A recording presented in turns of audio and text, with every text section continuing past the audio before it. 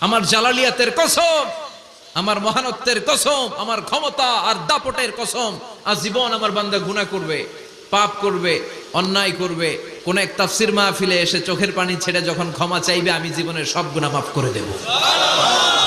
আমি আমার বান্দার জীবনের সব গুনাহ মাফ করে দিয়ে জান্নাতে ঢুকায় দেব। তখন তুই কি করবি? লাগফিরান্না লাহুম মা দামু ইস্তাগফিরুনি। যতক্ষণ আমার বান্দা আমার কাছে ক্ষমা চাইবে, আমি আমার বান্দার জীবনের সব গুনাহ মাফ করে দেব। সুবহানাল্লাহ পড়ে। এজন্য রব্বুল আলামিন বলেন, ইয়া আইয়ুহাল্লাযীনা আমানু তুবু ইলাল্লাহি তাওবাতান নাসুহা। তওবার মতো তওবা করো।